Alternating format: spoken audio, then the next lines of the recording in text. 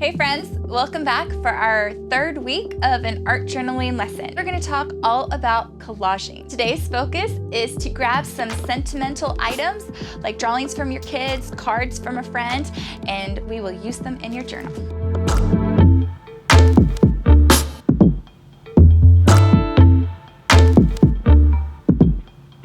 Thank you so much for joining us again for another art journaling lesson.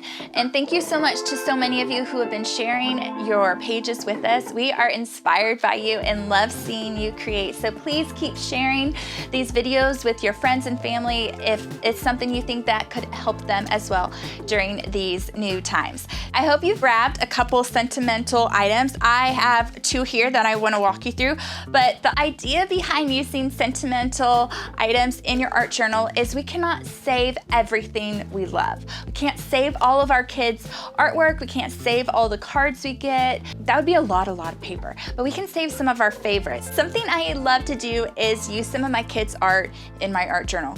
This fish my daughter did at school, and it actually was on a big, like 8.5 by 11 or 11 by 17 paper, and she had seaweed, and it looked amazing, and it hung on a bulletin board in our kitchen for several weeks. But as it is now time to rotate out that artwork, I needed to figure out what I was going to do with it. So I just asked her, can I have your fish? Can I cut it out and use it in my art journal? So with her permission, I've cut her fish out, and now I'm going to glue it in my art journal.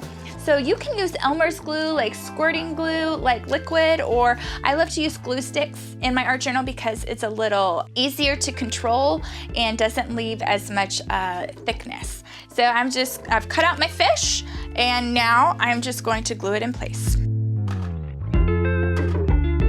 Now, as you can see, I kind of smeared some paint here by doing this fun paint technique, and the pages stuck a little bit, so I don't love how this ended up. So that is one thing we've been talking a lot about in our art journaling, is that your base colors, coats, you can always be adding on. So if you don't love something, no big deal, right? Because we can cover it up. So I love her fish, and I am just going to glue it right on top of that.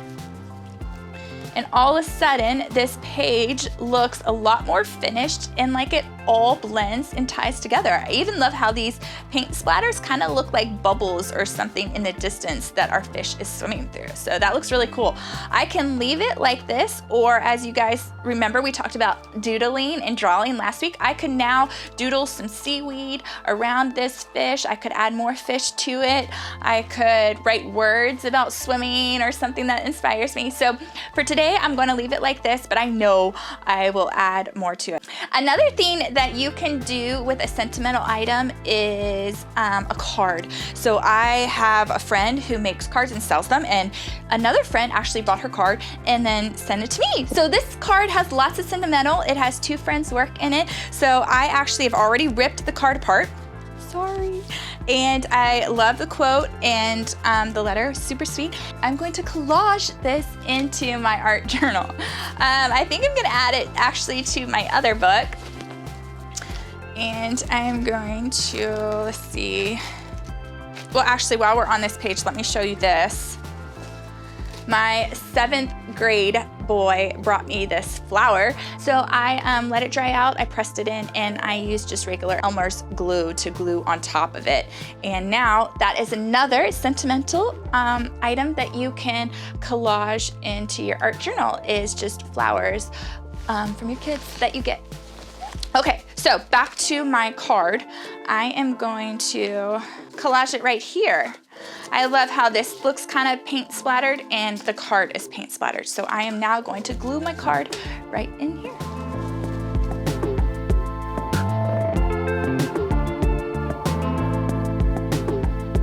All right, so I've glued my card in, and I love that it represents and reminds me of two different friends. And even what she wrote here, missing you friend, can't wait until they release us all into the world again and we can meet up at our favorite place, creating with kids. So, you know, we're all at home staying safe right now. And this reminds me that there are people out there that I love.